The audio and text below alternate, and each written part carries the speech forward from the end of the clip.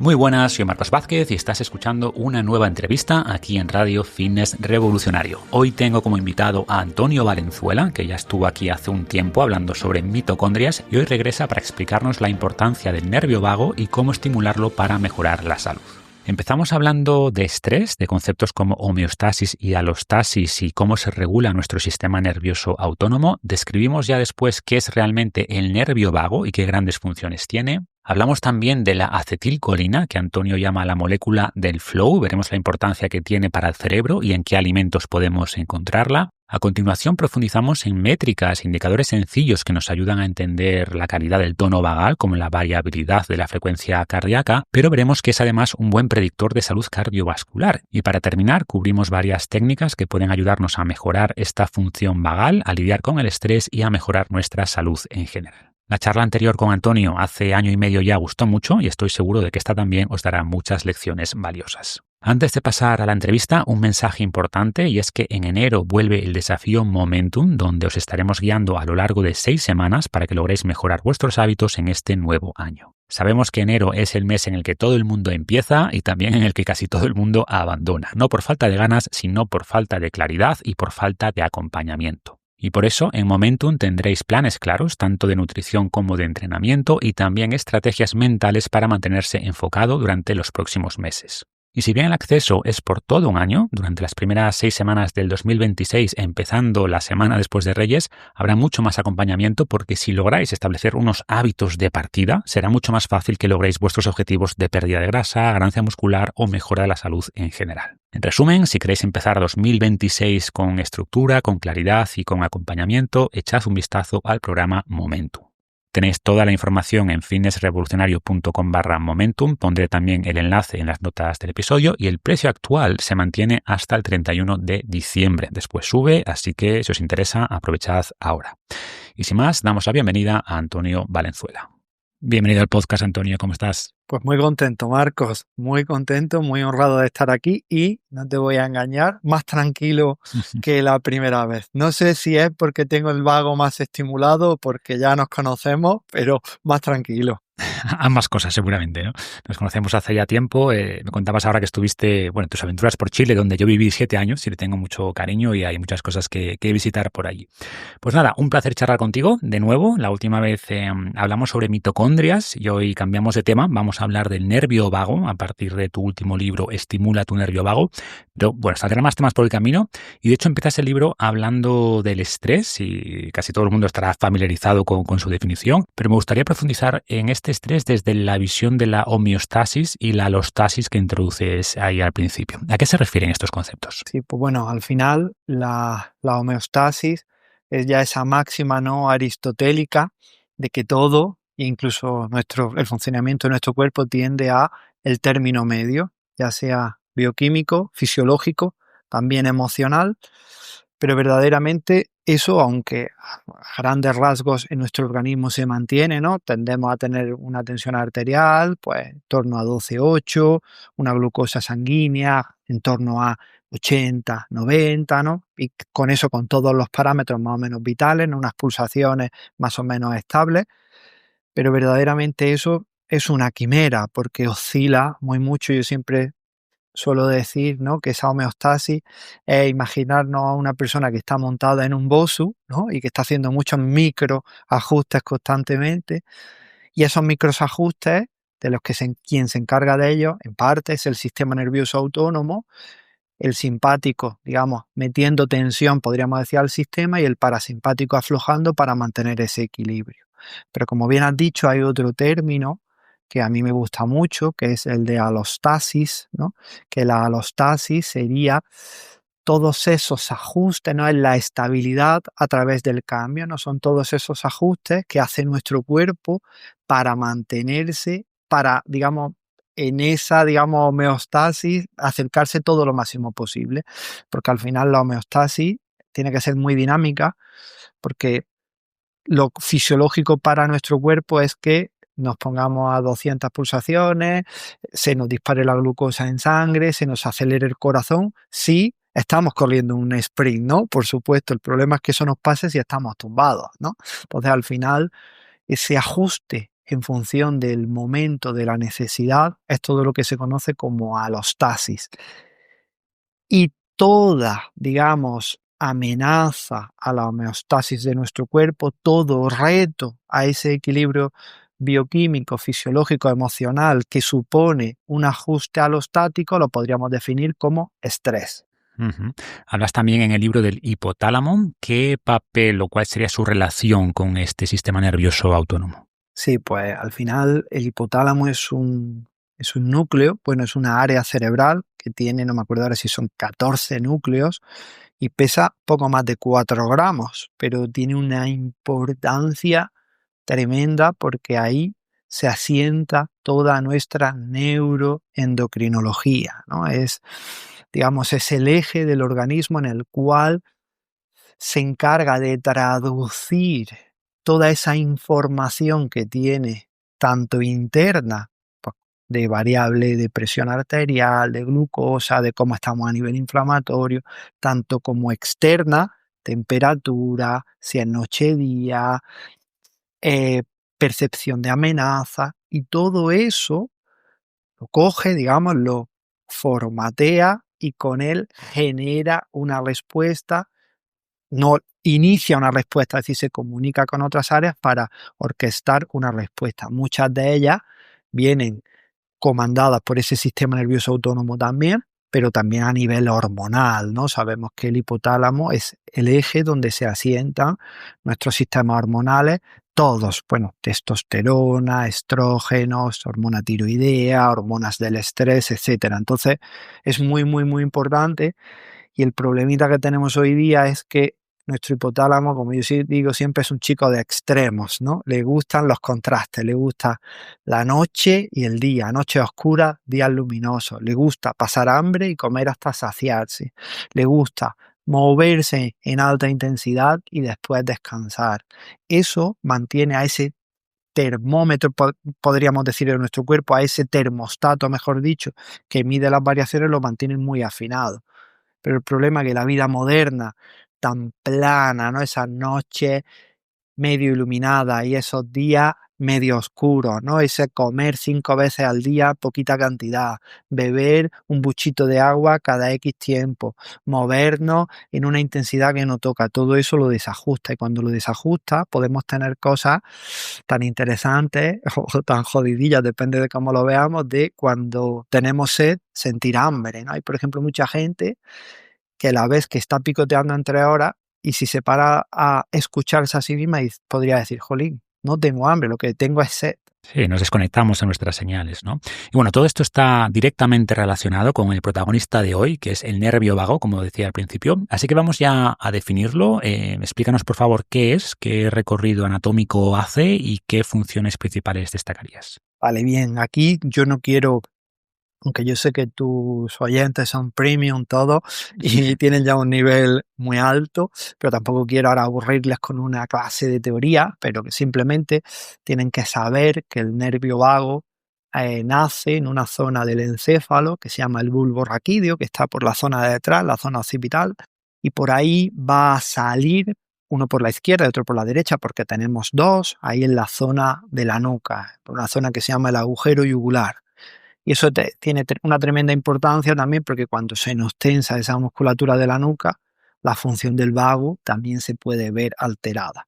Y el vago pasa a ambos lados del cuello, al lado de la arteria carótida, la zona donde notamos el pulso. Cuando nos tomamos el pulso en el cuello, pues a su lado pasa el vago. Se mete detrás de las clavículas y detrás del esternón. Y una vez que está ahí, digamos que el vago, se llama vago no porque sea perezoso, sino porque vaga por todo el cuerpo, empieza a expandir ramificaciones hacia todas las vísceras de nuestro cuerpo. Y lo que hace es ser el gran espía, digamos, sobre todo del hipotálamo, al cual le da la información de primera mano de todo lo que acontece en nuestro cuerpo. Es decir, nosotros pensamos en el vago, ¿no?, como el arquitecto de la relajación de nuestro cuerpo, ¿no?, como el comandante de la respuesta parasimpática, y eso es cierto. Pero el 80% del vago lo que hace es mandar información aferente, es decir, desde nuestro cuerpo al cerebro, y eso es súper, súper importante. Ujú. Antes de continuar, quiero introducir algunos conceptos adicionales y te pregunto, por ejemplo, ahora por la inflamación y cómo se conecta con el nervio vago. ¿Qué papel juega este nervio en los procesos inflamatorios? Pues eso es algo muy, muy, muy interesante porque de hecho hubo un cuerpo de investigación muy interesante encabezado por Kevin J. Tracy, que él fue el que descubrió lo que se conoce como reflejo inflamatorio, que verdaderamente lo deberíamos de definir, ¿no? Casi como reflejo antiinflamatorio, ¿no? Y al final lo que nos viene a decir es que, claro, la inflamación es el sistema de defensa de nuestro organismo más primitivo, ¿no? Es una respuesta que la ejecuta sobre todo el sistema inmunitario innato y es una respuesta cuasi automática, muy rápida ante peligros, ante amenazas, ¿no? De hecho, ya no solo físicas, ya no solo metabólicas, ¿no? Es decir, si nosotros cada vez que comemos nos inflamamos en, digamos, en presunción de una posible contaminación de los alimentos, por ejemplo, ¿no? Porque ahora comemos comida muy esterilizada, pero a un masái que se comía un higo que estaba pocho, pues necesitaba ese cierto grado de Y inflamación. leche cruda y sangre también. Efectivamente, ahí está. Entonces, claro, ahí nuestro sistema inmunológico necesitaba activarse en cuanto que comíamos, ¿no? Pero también, por ejemplo, si nosotros vamos por la calle en una noche así más o menos ahora intempestivas, ¿no? Y vemos a una figura de un hombre extraño o una mujer extraña, ¿no? Que percibimos como peligro, automáticamente nuestro cuerpo va a desencadenar una respuesta también inflamatoria en ese momento. ¿Por qué? Porque prevé que pueda haber una futura lesión, una futura herida, ¿no? Entonces, siempre el simpático genera un estado inflamatorio asociado, el estrés genera un sistema inflamatorio porque evolutivamente era el sistema de lucha-huida, ¿no? De defendernos o huir de un peligro. Perfecto. Pero fisiológicamente nosotros estamos programados, a mí no me gusta tampoco mucho decir eso de programados, pero bueno, sí, la evolución nos moldeó hacia que esa inflamación tuviese un curso normal, es decir, nos inflamamos con el simpático y cuando la amenaza se ha solucionado, cuando hemos conseguido huir de ese león en la sabana o de ese otro personaje de una tribu, ¿no? Que estaba ahí también que quería robarnos lo que habíamos recolectado, etcétera.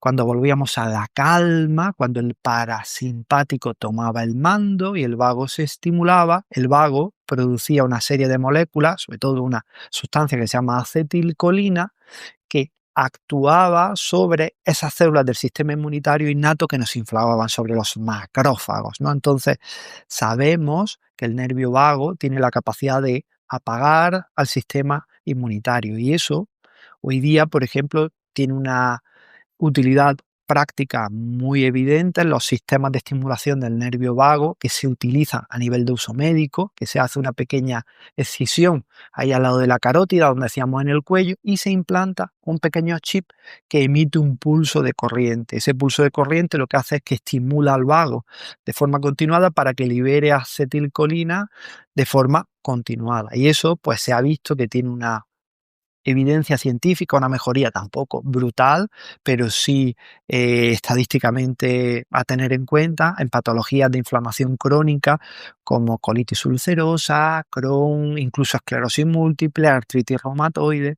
Y eso no es que nos diga que todos tengamos que pasar, ¿no? Convertirnos en transhumanistas y optimizarnos con ese sistema ahí puesto, ¿no? Lo que nos dice es que si somos capaces de regular a nuestro sistema nervioso autónomo y somos capaces de generar un entorno en el que el vago se activa, se estimula, funciona cuando toca, pues la inflamación en nuestro organismo se podrá resolver de una forma fisiológica como ha pasado durante toda la historia evolutiva. Volvemos al concepto de homeostasis, ¿no? Y un pico de inflamación puede ser muy útil, pues eso, en presencia de patógenos, tras una herida. El problema es cuando en ausencia de esos enemigos, entre comillas, se mantiene activada esa inflamación crónica de bajo grado, ¿no? Mencionaste también la importancia de la acetilcolina en la resolución de los problemas, de los procesos inflamatorios. Le dedicas, de hecho, un capítulo en el libro y la llamas la molécula del flow. Cuéntanos un poco más de ella y cómo podemos potenciarla más allá de esos implantes cerebrales. Al final, la acetilcolina es una molécula súper interesante, porque obviamente a nivel muscular todos nuestros nervios motores usan la acetilcolina para contraer, ¿no? Es decir, cada vez que nosotros pues estamos en el gimnasio, estamos contrayendo o estamos corriendo o estamos moviéndonos, todos nuestros músculos usan esa acetilcolina para la contracción del músculo. Entonces ya per se sabemos que es vital para el funcionamiento de la musculatura. De hecho, hay una patología que se llama miastenia gravis, que es una patología autoinmune, en la cual lo que se produce es un daño entre la unión del nervio motor y el músculo a nivel de la acetilcolina. ¿Y qué pasa con esos sujetos? Que están siempre cansados.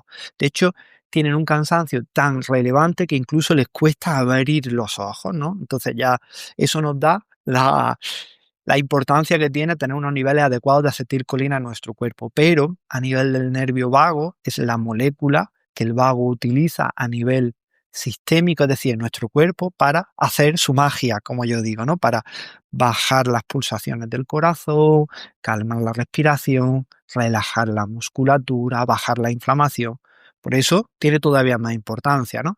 Pero a nivel central, a nivel del cerebro, la acetilcolina es una de los neurotransmisores de la memoria. De hecho, sabemos que los fármacos que hoy día tienen más evidencia en cuanto a la demencia son fármacos procolinérgicos que hacen que la acetilcolina funcione durante más tiempo en el cerebro. Pero no solo eso, sino yo siempre me gusta ponerla para que las personas lo tengan en relevancia como esa compañera que mejora a las demás, es decir, la serotonina es la hormona del bienestar, vale, o el neurotransmisor del bienestar, pero junto con la acetilcolina hace que ese bienestar sea más guay, ¿no? La dopamina es la hormona de la motivación, ¿no? Del más, de la búsqueda, pero cuando está la acetilcolina con ella, funciona mejor, ¿no? Es lo que se conoce como ese flow, ¿no? Esa conducta en la cual nosotros realizamos una actividad sin esfuerzo aparente, y eso lo hace la acetilcolina.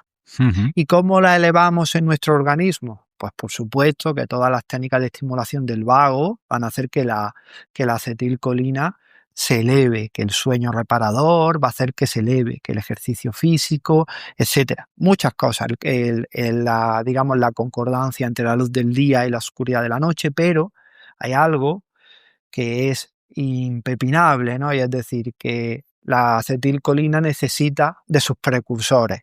Y si no los tenemos, pues no se puede generar del aire, ¿no? Sobre todo una grasa esencial que se llama colina, ¿no? Y es una grasa que esto siempre suele generar un poquito de controversia cuando habla en algunos, en depende qué medios, ¿no? Habrá gente que lo critica un poco, ¿no? Porque cuando decimos, ¿no?, que la colina es una grasa eminentemente de origen animal, ¿no?, que se encuentra a nivel del hígado, porque es el gran reservorio de colina, y sobre todo a nivel del huevo, ¿no? Entonces, hoy día yo no entiendo muy bien el por qué, pero un alimento que está con nosotros desde que el Homo sapiens es Homo sapiens, está un poco denostado y cuasi demonizado, pero Sí. sabemos que contiene unas grasas que son tremendamente beneficiosas para nuestro cuerpo y una de ellas es la colina. Sin ella no generamos la acetilcolina. Y de hecho hay un paper bastante interesante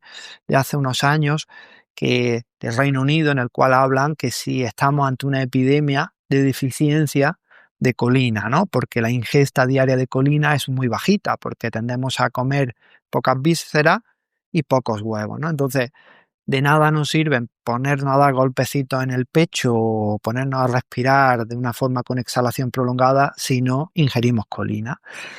Y ya te digo, está sobre todo eminentemente en el huevo.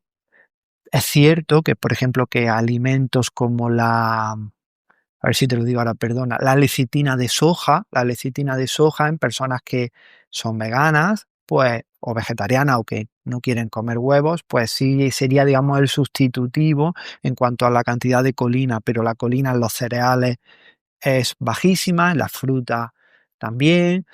Sí es cierto que quizás la berenjena tenga algo de colina, pero nada comparado con el huevo. Sí, el trigo sarraceno también tiene algo de colina, pero Sí, por ponerlo en contexto, un solo huevo aporta ya el 25% de la cantidad diaria recomendada, o sea, muy por encima de cualquier alimento vegetal, ¿no? O hace unos meses, no sé si lo viste, se publicó un estudio que observó que las personas que no comían huevos tenían más riesgo de enfermedades neurodegenerativas como Alzheimer, ¿no? Que a ver, era un estudio observacional, puede haber más factores, pero la colina es importante. efectivamente, sí vi el paper y es lo que tú dices, pero también era un estudio de largo seguimiento y con una cohorte de población muy alta, ¿no? Que es cierto que correlación no implica causalidad, pero cuando el río suena, ¿no? Muchas veces agua lleva. Seguramente, seguramente. Y siguiendo con el nervio vago, tenemos además una forma directa o casi directa de evaluar cómo está, ¿no? De medir, entre comillas, el tono vagal. Efectivamente, es decir, al final ese sistema nervioso autónomo, ese simpático parasimpático, tiene un gran chivato en nuestro organismo que es el corazón, ¿no? También, ahora podemos también decir otras dos técnicas, o sí, dos técnicas de medición no tan exactas, pero que también puede ser interesante, ¿no? Pero nosotros sabemos a grosso modo que el corazón, la contracción del músculo cardíaco es simpática y la relajación es parasimpática. Sístole simpática, diástole parasimpática. Entonces se genera, ¿no?, ese gozo, ¿no?, que la persona que nos está escuchando ahora, que lo piensa en esos microajustes, el corazón está continuamente fluyendo entre el simpático y el parasimpático, simpático, parasimpático. ¿Qué ocurre? ¿No? Y esto ya como cada vez la gente lo sabe mejor, ¿no? Ya no los podemos pillar tanto, ¿no? Pero siempre en ese simpático, parasimpático es el funcionamiento normal de nuestro corazón. Pero cuando nos estresamos, cuando percibimos un peligro, el patrón de esas contracciones, de esa contracción, relajación, tiende a variar de forma que en cuanto estamos relajados, ¿no? De forma y manera que nosotros podemos decir que tenemos dos tipos de contracción. Una contracción de un corazón como si fuese un metrónomo, es decir, perfectamente simétrica, contracción y relajación similares, cada contracción exactamente igual que la otra, es decir, un corazón simétrico, o un corazón no caótico, porque eso es algo cuando examina esa variabilidad de la frecuencia cardíaca, es algo flipante, Marcos. Yo sé que eso tú lo sabes, porque de hecho la primera vez que lo leí fue en tu blog. Ah, qué bien. Es cierto, al César lo que es del César, ¿no? Que el corazón late en fractalidad, en patrones fractales, ¿no? Pues sabemos que a mayor relajación, a mayor flow, a mayor tono del parasimpático, mayor es la fractalidad del corazón. Pero bueno, eso es irnos a otra harina de otro costal, ¿no? Lo que tenemos que saber es que tenemos lo que se conoce como variabilidad de la frecuencia cardíaca, que es a grosso modo la diferencia en milisegundos entre dos contracciones. A menor variabilidad de la frecuencia cardíaca significa que nuestro corazón es más simétrico, y eso no es bueno porque es señal de rigidez, es señal de mala capacidad de adaptación, es señal de inflexibilidad, y la salud es todo lo contrario, es flexibilidad, es capacidad de adaptación, es adaptabilidad, ¿no? Entonces, ese patrón de variación se conoce como variabilidad de frecuencia cardíaca, y cuanto más alto es, pues mayor salud de nuestro sistema nervioso autónomo, es decir, mayor tono vagal y mayor capacidad de estar simpáticos cuando toca, pero estar también parasimpáticos cuando toca, es decir, mayor adaptabilidad. Y eso es algo súper interesante porque es lo que tú dices, antaño necesitaba casi, ¿no?, ir pues a que te hicieran una prueba, un electrocardiograma, súper tal, pero hoy día tenemos, bueno, ya de hecho los anillos estos inteligentes rollo Oura, o la pulsera, la Goop, o los smartwatch que sean más o menos buenecillos, te dan una medida bastante interesante de la variabilidad de la frecuencia cardíaca. Pero aquí lo suyo, si queremos ser más precisos, es utilizar una banda, ¿no? Puede ser, por ejemplo, la banda Polar, la H10, por ejemplo, ¿no?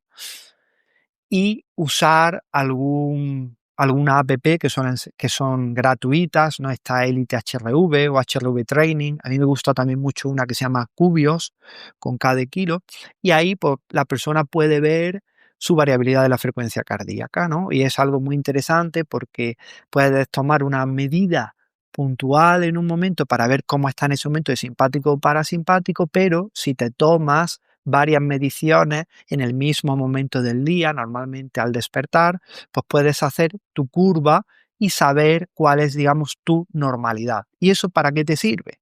Pues te sirve pues para medir tu capacidad, por ejemplo, de recuperación, ¿no? Es decir, si durante un tiempo tiene una variabilidad de la frecuencia cardíaca más baja que lo normal, pues oye, pues a lo mejor es o que estás comiendo peor, o que estás durmiendo menos, o que estás más estresado, o que estás más sobreentrenado, ¿no? Entonces ahí te da una señal en tu cuerpo que a ver, chequear, verificar y qué ajuste tienes que hacer en alguna variable, dice si sueño, descanso, etcétera. Y por el contrario, cuando vemos que tenemos una variabilidad de la frecuencia cardíaca alta, pues eso nos dice que le podemos dar un poco más de caña a nuestro organismo y que la capacidad de recuperación es bastante alta, ¿no?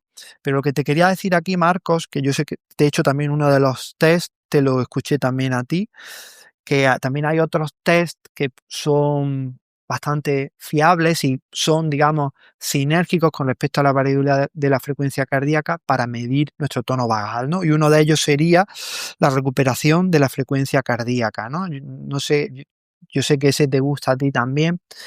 Y si quieres, cuéntalo tú, aunque no sé si te meto ahí un apuro porque me da la sensación de que estoy monopolizando yo la charla. No, no, perfecto. Y antes por complementar, el HRV se usa mucho además de en salud, en el entrenamiento, ¿no? Como una forma de gestionar las cargas, que es súper importante. Y según cómo evoluciona esta variabilidad, pues sabemos cómo de recuperados estamos y por tanto si podemos apretar más o menos en la siguiente sesión, ¿no?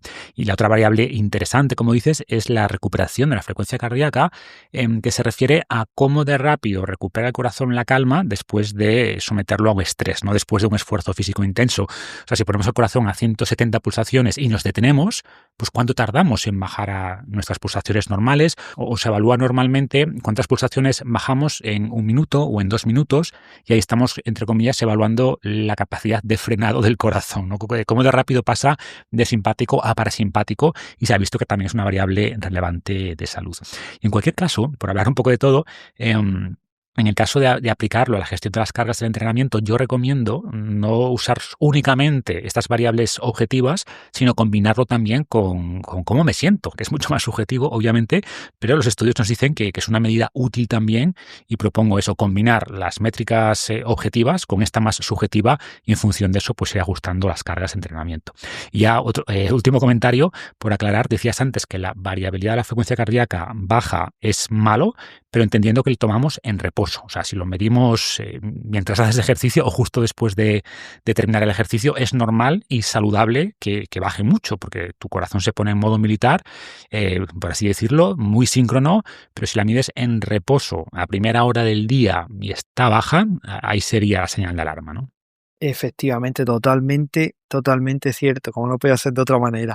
Y una cosa también, solo añadir, y ya si quieres avanzamos, que aquí estamos hablando de variable actividad física, ¿no? Porque estamos en fitness revolucionario, ¿no? Pero también tenemos que ver esto, yo soy fisioterapeuta, veo pacientes, ¿no? Y estos test, por ejemplo, se usan en pacientes que tienen una tensión muscular generalizada, pacientes que tienen sensación de mareos, de vértigo, personas, por ejemplo, que se van a atar los cordones de los zapatos y cuando se levantan se marean, ¿no? Esas personas que tienen esa sensación de neblina mental o que incluso también pueden tener manos y piernas más hinchados, es decir, que el sistema nervioso autónomo es muy interesante para medirlo en todos esos casos porque hay muchas veces que una tensión muscular generalizada viene por digamos, una disregulación del sistema nervioso autónomo. Y solo una cosita muy rápida, a mí también hay otro test que si bien es cierto que no es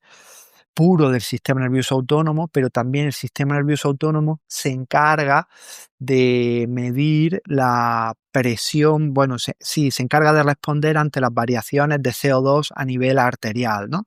Entonces, también el famoso test de pausa control, ¿no? Que es tan sencillo como hacer 3 respiraciones, inhalación, exhalación, normales, aunque siempre cuando las observas tiende a modificarlas un poco, pero lo más normales posible, 3 respiraciones y en la tercera, cuando sueltas el aire, cuentas, enciendes tu cronómetro y cuentas los segundos que estás en apnea sin que sientas el impulso de respirar, ¿no? Entonces sabemos que si estás menos de 10 segundos, es signo de una mala capacidad ventilatoria, por supuesto, pero también de una mala o de una disregulación del sistema nervioso autónomo. Normalmente lo fisiológico es estar entre 20 y 30 segundos. Si ya estás por encima de 30, muy bien. Entonces, personas que toleran muy mal las apneas, también sabemos que pueden estar en dominancia simpática, ¿no? En ese simpático crónicamente activado. 100%. De hecho, hace poco hablaba con Rubén Sosa, que lo conoces, ¿no? Sí, sí, Y sí. bueno, comentamos justo este tema, hablamos de la tolerancia al CO2 y todo esto está muy ligado, ¿no? Y pasando de lo abstracto a lo concreto, ¿podemos establecer un rango de valores deseables o óptimos de esta variabilidad de la frecuencia cardíaca?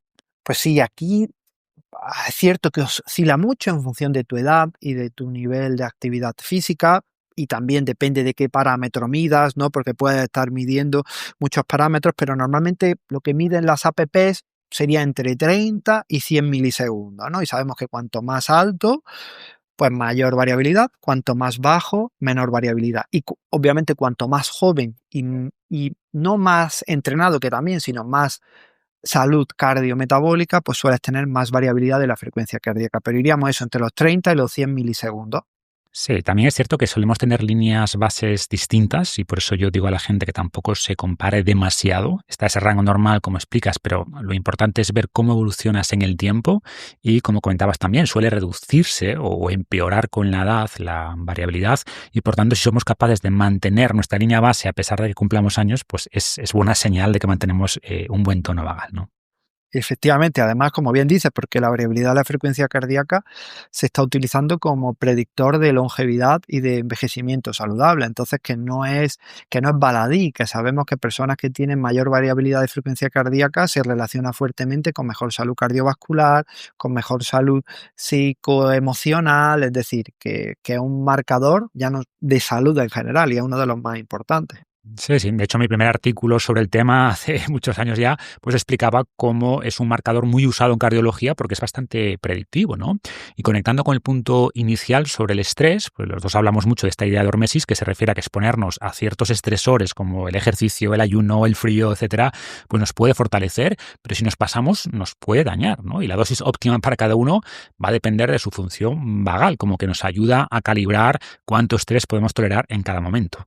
Sí, efectivamente. De hecho, hay veces y hay estudios que lo ponen de manifiesto que en función de la persona, porque nosotros hablamos de que una ducha fría, ¿no? O más que una ducha, porque una ducha no llegaría a eso, pero un baño helado, ¿no? Ahora se lo podemos escuchar muchos divulgadores y divulgadoras que hablan que el baño helado estimula al nervio vago, ¿no?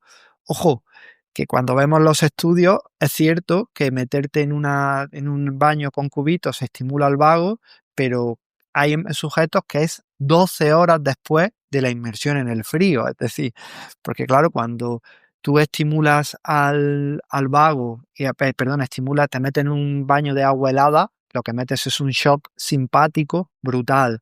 Que es cierto que ese shock simpático entre que es un estresor que nuestro cuerpo entiende que es un estresor hormético y que genera ese efecto de reset, después compensatoriamente va a generar una estimulación, una activación del sistema nervioso parasimpático, pero que ya te digo, que no es, yo me meto en el baño, salgo, ay, qué relajadito estoy, mi vago ya se ha estimulado, no, que tarda un tiempo y a veces incluso hasta 12 horas. Nos hablas del frío y quiero preguntarte también por el calor, ¿no? En el libro hablas de la sauna, mencionas el estado Totonou. Sí, Cuéntanos qué es esto y qué papel juega la sauna en relación al nervio vago. pues mira, yo ahí fruto creo que de esta dominancia en el discurso y le pongo ese neo anteriormente porque venir a criticar el estoicismo en este canal Nos agradece. como que no está bien, quiero venir una tercera vez y quiero seguir teniendo tu amistad. Critiquemos las malas interpretaciones del estoicismo. A eso es lo que te quiero decir, ahí está. Entonces, ¿no? En esta corriente neoestoica en la que parece, ¿no? Que el, al final el para qué del Homo sapiens es el sufrimiento y que el sufrimiento te convierte en un ser humano superior y etcétera, ¿no? El frío, pues se ha idolatrado, ¿no? Pero yo no sé tú, Marcos, pero yo he leído mucho sobre el frío, entendiendo baños de agua helada y sobre la sauna.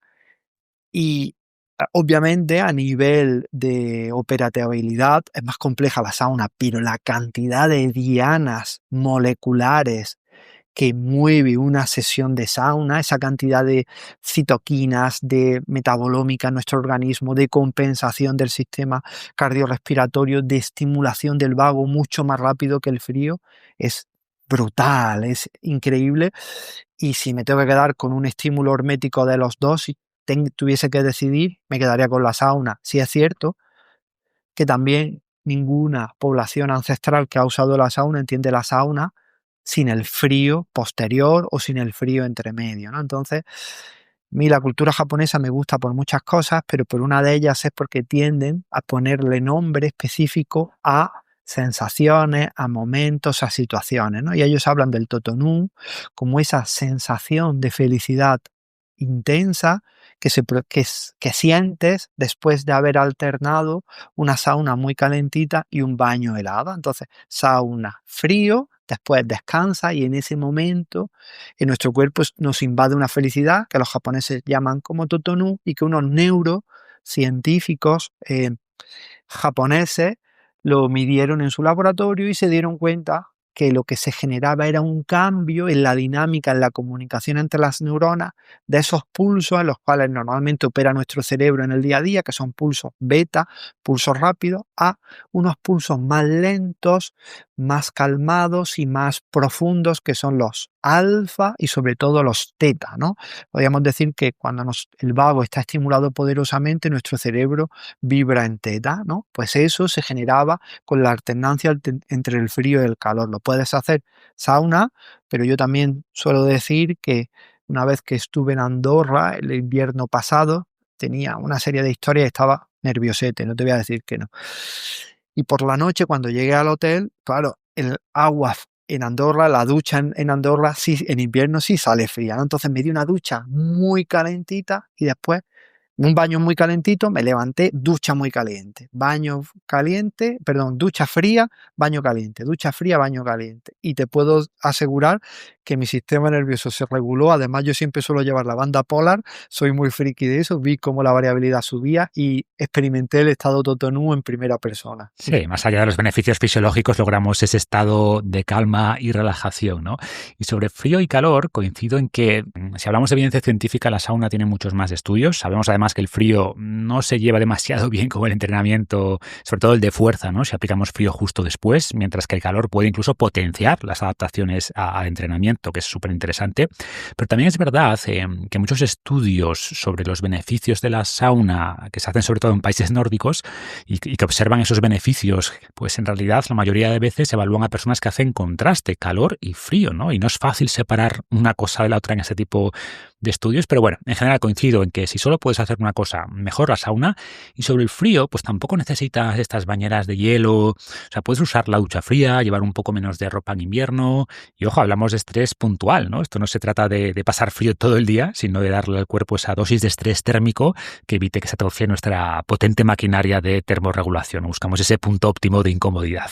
Ahí está, además, que cuando conectamos con esa incomodidad, nuestro simpático cobra protagonismo y nos habla, ¿no? Entonces, el simpático, porque el simpático te quiere sacar de ese problema, de ese peligro, ¿no? Y eso son ventanas preciosas para generar resiliencia emocional desde un punto de vista cognitivo, de dialogar contigo, dialogar con tu cuerpo y decirle, sí, sé que estás sintiendo frío, pero esto no es un peligro, es una sensación. Y como sensación que es, lo que tenemos que hacer es experimentarla, transitarla y ahora nos abrigaremos. Esto, que parece una tontería, en estudios de resonancia magnética funcional a Wim Hof se vio que era una de las claves que tenía Wim Hof cuando se metía en el hielo, la capacidad de modular su diálogo interno. Sin duda, o sea, yo siempre digo que el frío es muy mental, ¿no? Y que la intención que llevas y cómo decides aceptarlo cuando te metes, pues influye mucho en cómo lo toleras, ¿no?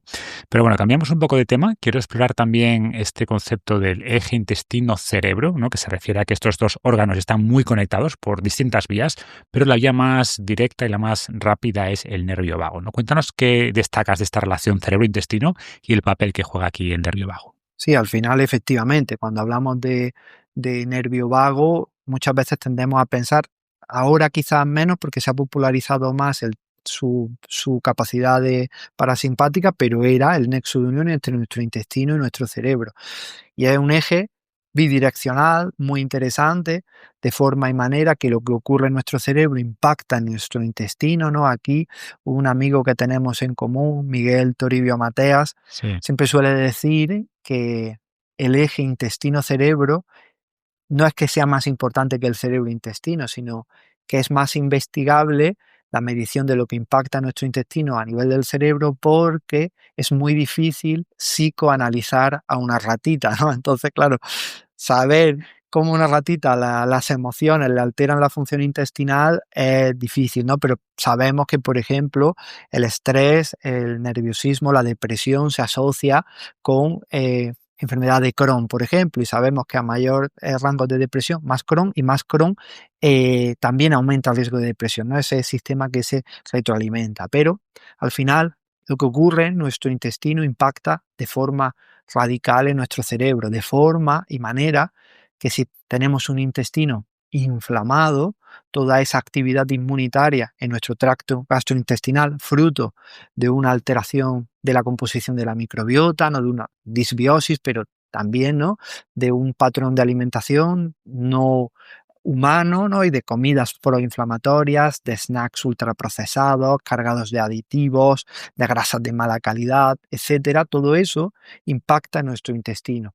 Y al inflamarlo, esa señal inflamatoria va a viajar nervio vago hacia arriba, va a llegar a nuestro cerebro, va a inflamar a nuestro cerebro, pero también va a generar ruido mental. Es decir, sabemos que ese brain fog, ¿no?, esa neblina mental, mucho estrés viene de una tripa inflamada, ¿no? También, por ejemplo, sabemos que, y yo siempre lo pongo como ejemplo un poco escatológico, pero todas las personas saben que, y eso en Andalucía se dice mucho, ¿no? Cuando una persona está muy enfadada, ¿no?, se le dice, anda, vete y caga.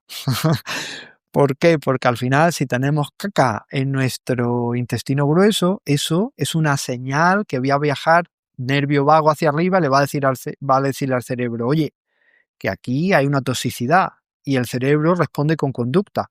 Nos cabreamos y nuestro humor empeora, y viceversa.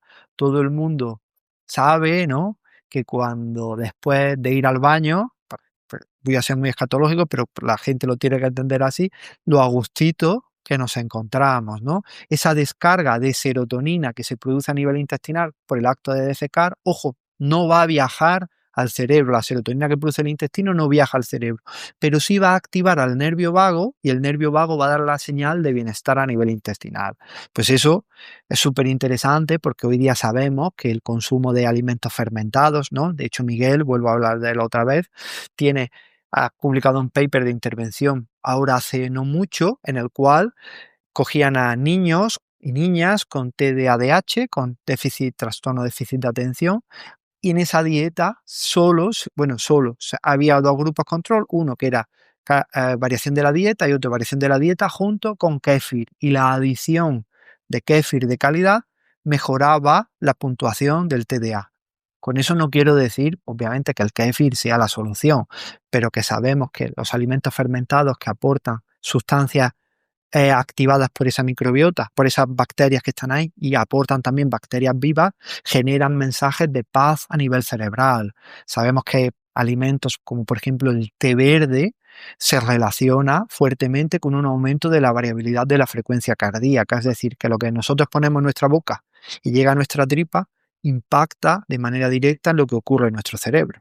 Sin duda, sabemos que la microbiota juega un papel importante en esa regulación del nervio vago, ¿no? Y aquí estamos dando ya algunos consejos concretos, en este caso de alimentación, pero ya para ir cerrando, quería profundizar en otras recomendaciones o técnicas que das, muchas en el libro, pero si pudieras resumir las 2 o 3 que más te gusten o que la gente debería priorizar para estimular el nervio vago, ¿cuáles serían? Vale, pues mira, te voy a dar una que creo que las personas que nos están escuchando quizá no la vean venir, ¿no? A ver. Y creo que para mí, creo que es una de las técnicas más poderosas de estimulación del nervio vago, que es hacer burpees. Pues no la vi venir, ¿no? Y sí, mira, lo vas a entender, ¿no? Porque yo hace poco reflexionaba y decía, Antonio, para ti, porque sí es cierto que la respiración, porque al final cuando hablamos de respirar, sabemos que respirar por la nariz activa el parasimpático, respirar por la boca activa el simpático. La inspiración es simpática, la expiración es parasimpática. Entonces, todo lo que sea un patrón de respiración, bueno, respirar rápido es simpático y respirar lento es parasimpático. Entonces, todo lo que sea un patrón de respiración lenta, nasal y con exhalación alargada es un poderoso estimulador del nervio vago, ¿no? Perfecto. Pero también sabemos, ¿no?, que hay un cuerpo de investigación bastante chulo, sobre todo Peter Levine, el doctor Levine, que ha investigado mucho el tratamiento del trauma mediante el cuerpo, ¿no? Salir de nuestra mente entrando en nuestro cuerpo, todo lo que se llama la terapia de ejercicio somática, ¿no? Que es sentir al cuerpo para que la conexión que hay entre el vago y todo ese sistema propioceptivo e interoceptivo de nuestro cuerpo mande un mensaje de coherencia a nuestro cerebro, ¿no? De hecho, yo siempre suelo decir, y ahora voy con lo de los burpees, que la parte del cuerpo que más duele es aquella que no existe, ¿no? De hecho, eso yo te lo puedo decir como fisioterapeuta, que he visto pacientes con el dolor del miembro fantasma, y el dolor del miembro fantasma es a una persona que le han amputado un pie, tiene un dolor aberrante en el dedo gordo del pie que no existe. Y eso es porque como el cerebro no percata ese pie, genera alarma y genera una señal de dolor. Pues entonces sabemos que todo lo que nos conecta con nuestro cuerpo calma la aversión a la incertidumbre que tiene nuestro cerebro. Por eso sabemos que técnicas de movimiento consciente como el yoga, Qigong, Tai Chi, cuando se realizan con conciencia, mejoran la función autónoma, ¿no? De hecho, ahí Ramiro Calle, para mí es uno de mis grandes maestros, ¿no?, el gran introductor del yoga en España. Él siempre suele decir que el yoga sin conciencia solo se reduce a una serie de estiramientos acrobáticos, ¿no? Pues esa conciencia del movimiento es algo también muy terapéutico a nivel del sistema nervioso central. Entonces, ¿qué tal si nosotros nos ponemos a hacer unos burpees tranquilos, ¿no? Conscientes, sintiendo cómo nuestro cuerpo baja y sube? Además, ese bajar al nivel del suelo y subir genera un cambio de presión a nivel tanto de quimiorreceptores, a nivel del oído, a nivel vestibular, que todo eso, quien se encarga de gestionarlo es el sistema nervioso autónomo. Entonces, un burpee es un ejercicio de reseteo del sistema nervioso autónomo. Si lo hacemos además desde la conciencia, es decir, sintiendo el movimiento. Ahora lo hacemos con la boquita cerrada y respirando por la nariz para mejorar la oxigenación de nuestro cuerpo, estimular el vago y también hacer que no se nos vaya de madre. Y ahora, con esos saltos, ¿no?, cuando nosotros bajamos, subimos, cada vez que nosotros saltamos y caemos al suelo, nuestro cuerpo vibra. Y sabemos que saltar estimula mecánicamente al nervio vago. Sabemos que las técnicas de vibración, ¿no?, todo lo que son las técnicas de masaje con tapping a nivel del pecho, a nivel de sacudir nuestro cuerpo, es un potente estimulador del nervio vago. Entonces, si te paras a pensarlo, verdaderamente, unos burpees son un ejercicio genial de reseteo del SMA. No sé cómo tú lo ves, Marcos. Pues me sorprendió lo de los burpees, pero bueno, así explicado tiene sentido. Y añadiría que si los haces además riendo, cantando, todavía mejor, ¿no? Porque se ha visto que esa vibración de las cuerdas vocales también estimula el nervio vago. Efectivamente. Además, aquí, y ahora vamos a lo de las cuerdas vocales y ahí cerramos. Además, aquí también tenemos que ver, ¿no?, esos famosos snacks de movimiento que tú y yo somos tan defensores de ellos. Y si al final el sistema nervioso simpático se activa ante un peligro, ante lucha o huida, es decir, quiere generar lucha o huida, quiere generar movimiento, si cuando nosotros nos estresamos paramos un segundo, nos encerramos en nuestro despacho y hacemos 4 o 5 burpees de la manera que yo he dicho, también le estamos dando salida a esa adrenalina, a ese cortisol y a esa tensión muscular que se ha generado en nuestro cuerpo, ¿no? Y como bien decías, sabemos que la vibración de las cuerdas vocales genera estimulación profunda del vago. De hecho, sabemos que ese famoso Om que se utiliza en el hinduismo, en el budismo, pero también rezar el rosario, genera una vibración repetitiva en el nervio vago que lleva al cerebro a esos ritmos teta, que hablamos que son de una profunda relajación, pero también llevan a nuestro cerebro a un estado introspectivo, ¿no? De ahí sabemos que es muy guay que lo que se llama el humming, no el tarareo, es un potentísimo estimulador no solo del vago, sino también de una molécula que se conoce como óxido nítrico, que es un potente oxigenador de nuestro cuerpo. Entonces, yo suelo decirle a los pacientes que cojan aire, como hemos dicho, por la nariz de forma lenta y profunda, y cuando lo suelten también de forma nasal, pero tarareando, es decir, soltando, porque eso genera una potente estimulación del vago. Sabemos que solo con 8 segundos de humming generas una potentísima estimulación del vago. Y ya para terminar, lo que bien decías de cantar. Cantar estimula al vago de una forma súper poderosa. Sabemos que todo lo que sea, todos esos sonidos guturales, y cantar es un sonido gutural, las gárgaras también, es muy potente. Por eso yo suelo cerrar las conferencias que doy sobre el vago diciendo que hay dos tipos de personas, ¿no? Las personas que ante un atasco protestan y maldicen, o las personas que ante ese atasco ponen su canción favorita y cantan a pulmón. Y que en nuestra mano está decidir si somos de un bando o de otro. Ahí está ese consejo de aprovechar los atascos para estimular el nervio vago. Y última pregunta, Antonio. ¿Están también de moda estos dispositivos de neuromodulación, ¿no? Que Sí, se ponen en el oído, que envían pequeñas corrientes eléctricas que se supone que estimulan el nervio vago? ¿Has investigado algo de esto? ¿Tienes una opinión formada? vale.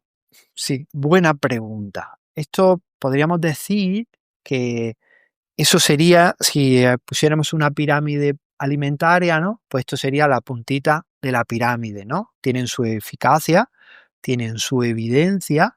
También es cierto que tienen su evidencia normalmente los de uso médico, que emiten más potencia que los que nosotros podemos comprar por nuestra cuenta, pero sí es cierto que tienen algo de evidencia. ¿Cuánta? Tanto como para recomendarle a un paciente que se lo compre. Pues es un tema bastante complejo ahí, Marcos. No sabría decirte. Lo que sí te puedo decir son dos cosas, ¿no? Cuando tenemos, y aquí creo que la persona puede entender un poco más la cuestión. Tenemos dos tipos de sistemas, ¿no? Uno que estimulan a nivel del cuello, ¿no? No voy a dar marcas comerciales para no meternos en jaleo, pero unos que estimulan a nivel del cuello. Los que estimulan a nivel del cuello lo que hacen es que generan una descarga potente de acetilcolina del vago, porque lo que hacen es estimular al vago a jopo para que produzca acetilcolina. Eso puede tener un efecto potente durante el uso del aparato, pero una vez que lo desconecta, la efectividad cae totalmente. Entonces puede tener alivio momentáneo. Sin embargo, hay otros que estimulan a nivel de la oreja. La ventaja que tiene es que cuando tú estimulas en el cuello, estimula la rama eferente, ¿no? La de la salida, la de producción de acetilcolina. Cuando tú estimulas en la oreja, lo que haces es que estimulas a la entrada del vago para que el vago en el bulbo raquídeo module función y genere el efecto. Normalmente los que se producen en la oreja tienen un efecto más lento en el tiempo, pero más mantenido. Pero aquí es donde viene la cuestión, que es lo que yo creo que es el kit de la cuestión. Vale, muy bien. Entonces vamos a usar uno de oreja. ¿Qué haces mientras usas el sistema? Es decir, si tú te colocas el sistema en la oreja y estás generando una conducta vagotónica en ese momento, es decir, paras y haces 10, 15 minutos de respiración, mientras que lo estás usando de respiración lenta, profunda, consciente, estás meditando, estás bailando de forma espontánea, que también es un proceso de estimulación del vago, estás escribiendo, escritura expresiva, ¿no? Es decir, estás generando conductas que van a reprogramar el sistema, pues oye, pues puede ser muy interesante. Pero si te lo pones mientras que estás viendo una serie de Netflix o le estás gritando a los niños que se coman la cena, creo que no va a tener mucho beneficio. Entonces, mi recomendación sería, primero, vamos a hacer esas conductas de reprogramación. Si no conseguimos el beneficio, pues oye, pues a lo mejor podemos invertir en ese sistema, pero sabiendo que el beneficio va a ser no tan gigantesco, pero que te puede dar una mejora marginal. Sí, sería algo complementario a todo lo demás, ¿no? Además no son baratos, hablamos de 700, 800 euros, al menos el que yo probé, y honestamente después de un par de semanas tampoco noté nada, ni vi un aumento del HRV, pero bueno, en ciertos casos puede ser útil, puede funcionar, tiene algunos estudios a su favor, como decías, pero priorizando siempre todo lo anterior. Efectivamente. Genial, Antonio, pues lo dejamos aquí. Gracias por compartir tu sabiduría. Es un placer siempre charlar contigo y espero tenerte por aquí de nuevo cuando saques un nuevo libro, que eres autor muy prolífico, o con cualquier otra excusa. Trato hecho, te tomo la palabra. Ya sabes que tienes un problema conmigo. Tú me dices ven y estoy aquí. No te preocupes que te deberé a llamar sin duda. Muchas gracias y un abrazo. Pues un abrazo muy fuerte para ti, para todas esas personas de esa comunidad tan bonita que tienes. Un abrazo a todos los revolucionarios y revolucionarias. Chao, chao.